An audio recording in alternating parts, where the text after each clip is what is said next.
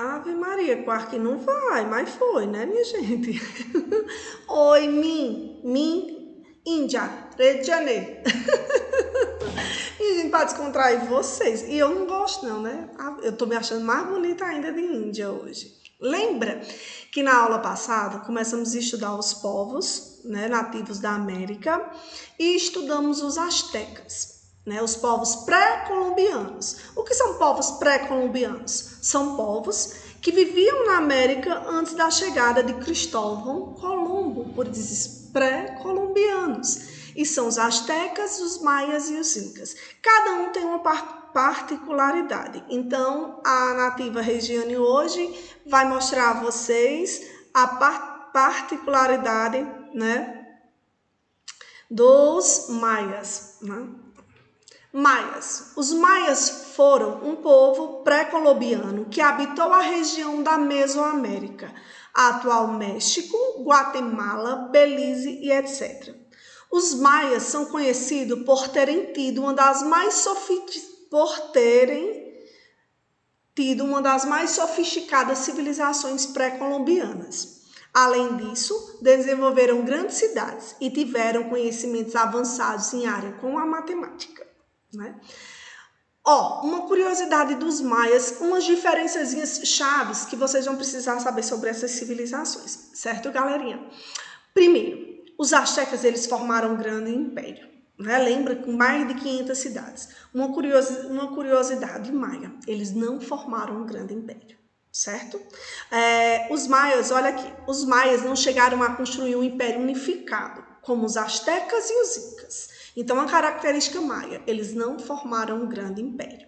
Eles tinham cidades, quem lembra cidades-estados? Que a gente estudou ano passado na Grécia Antiga. Cidades-estados autônomas, independentes, né? Cada cidade tinha seu governo.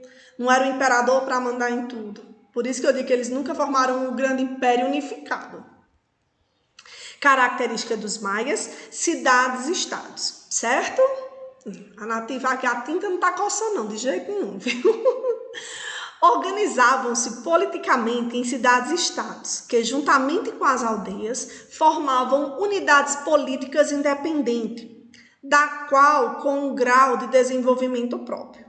Em cada cidade-estado, a autoridade e o poder eram exercidos em nome de um deus. Uma das principais características, do jeito que eles têm, essas civilizações têm diferenças, elas têm uma semelhança. A maior semelhança entre elas é porque todas elas eram politeístas, né? Acreditavam em vários deuses, e todas elas também, vamos dizer assim, a religião vivia conjugada com a vida social, né? Não tinha como, eles viviam muito em função da religião e da sociedade, né? Mim vai beber água na caneca que eu já sou uma índia civilizada. Em cada estado, a autoridade e o poder era exercida em nome de um deus, porque eles eram politeístas, nós vamos ver mais lá na frente.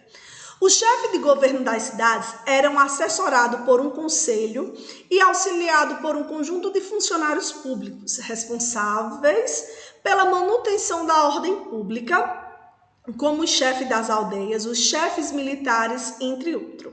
Não é?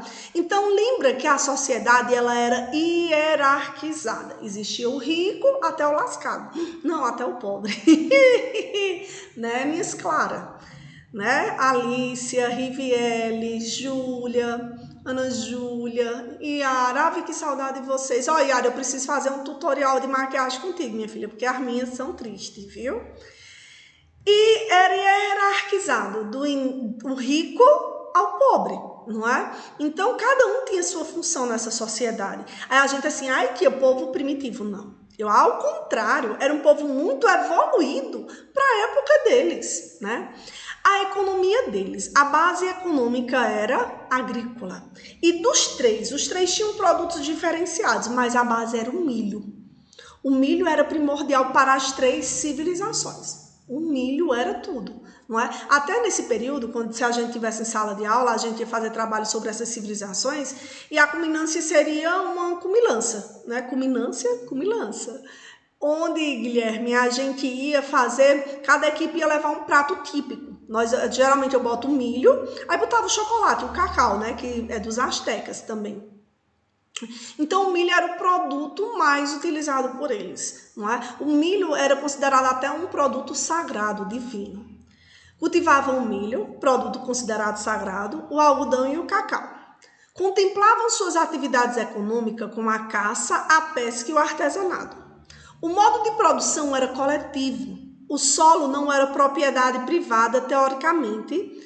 O Estado era o proprietário de todas as terras. Quer dizer, eles trabalhavam em comum, que também é uma característica comum deles, né? O trabalho coletivo, todo mundo tem uma função. Do jeito que tem uma hierarquia, né? Rico, pobre, mais ou menos, e lá. Cada um tem uma função. Você é o governador, você vai administrar a cidade, você é o sacerdote, você vai fazer as cerimônias religiosas, você é o empregado, Regiane vai trabalhar, né? Que eu sempre fico nessa área, de escravo para baixo, viu? Eu tenho certeza que se teve outra encarnação, eu fui escrava que trabalhou feito uma jumenta. Como eu já falei, a sociedade, vou dar continuidade. A grandiosidade da sociedade maia foi construída com o trabalho de uma população controlada e disciplinada. A organização social era rígida, existia 3 camadas sociais, né? Antes fosse camada de bolo, né? Que é uma delícia. Mas camada social não era para existir isso não, que existe até hoje, né? A camada mais alta era da família real, dos ocupantes dos principais postos do governo e dos comerciantes.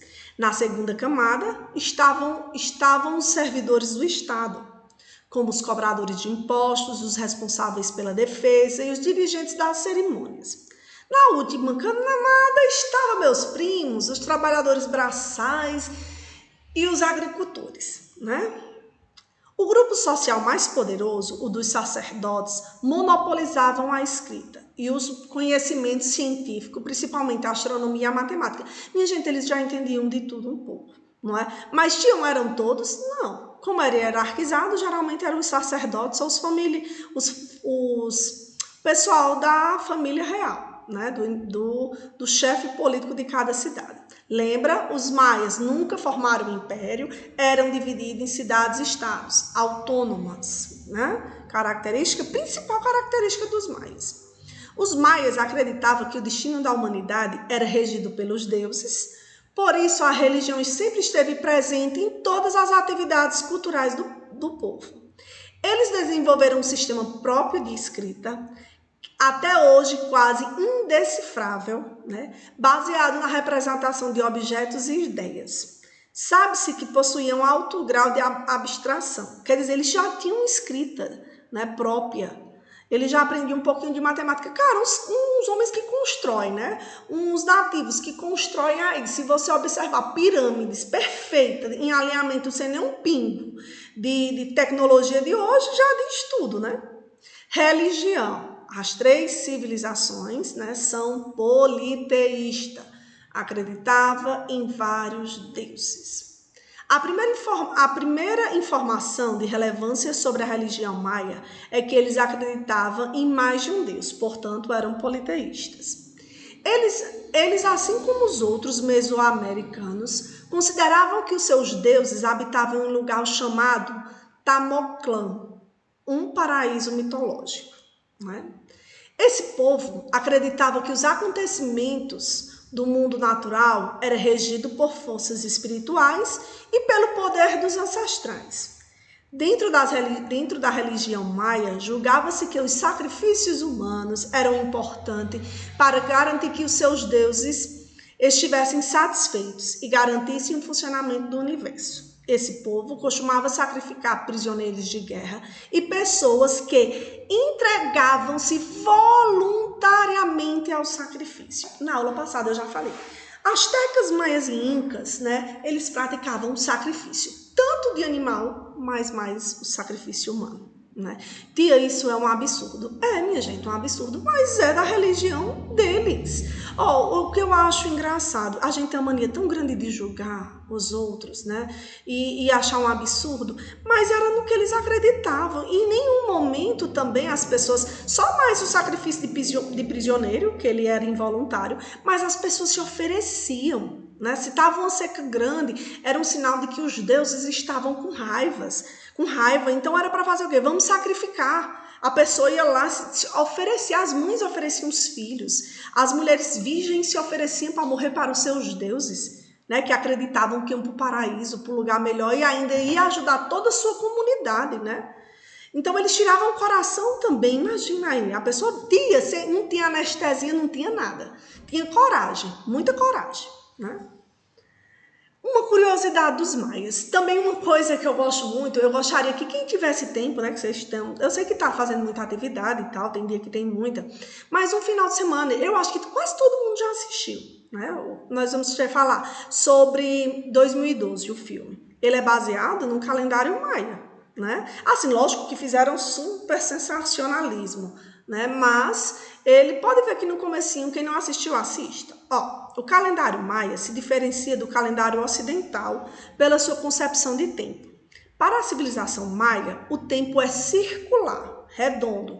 Meu filho sabe o que é círculo? Sabe, né, Levi? Redondo. Eduardo, redondo. Viu? Não é quadrado, não, e nem triângulo, não.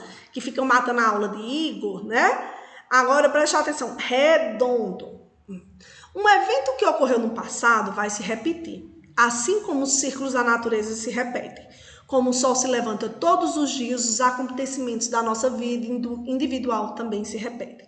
Desta maneira, os maias ajustavam os ciclos da vida pessoal, como o nascimento, a puberdade, a maturidade, valeu-me Jesus, isso fala em Eduardo, tô gaguejando já, e a morte, aos ciclos mais importantes da natureza. Ali está um calendário maia. Portanto, este calendário era a chave para saber que dia era favorável para marcar o início da guerra, oferecer sacrifícios, realizar casamentos, etc. Cada dia tinha um significado especial, de acordo com a astrologia. A civilização maia é famosa pelos efeitos no campo das artes, da matemática e da medicina. O seu calendário é uma prova disso, pois esse povo antigo demonstrou conhecimentos incríveis de ciências exatas. Quer dizer, da maneira deles, eles já praticavam a ciência, a matemática, a astrologia, não é?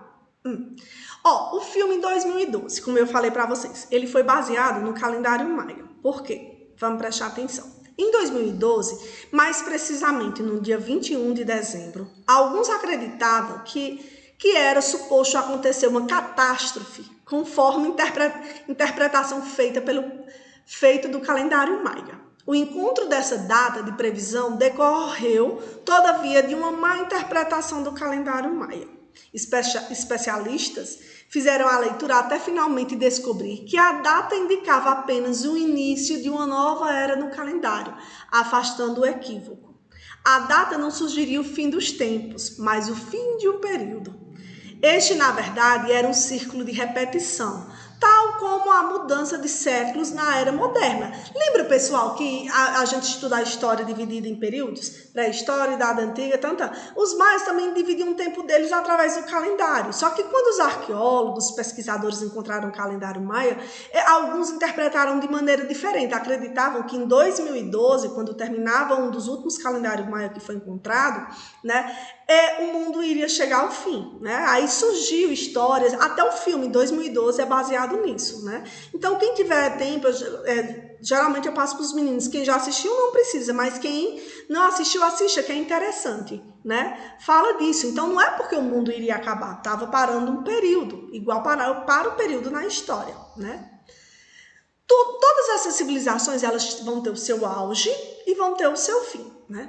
Após o período de auge da civilização maia, iniciou-se sua fase de decadência, conhecida como período pós-clássico. Os historiadores não sabem explicar especificamente o que causou a decadência maia, mas são sugeridos alguns motivos, como falta de alimento em virtude do esgotamento da terra e da superpopulação, desastres naturais, doenças e ataques estrangeiros. Eu acredito assim que houve um pouquinho de cada. Por quê?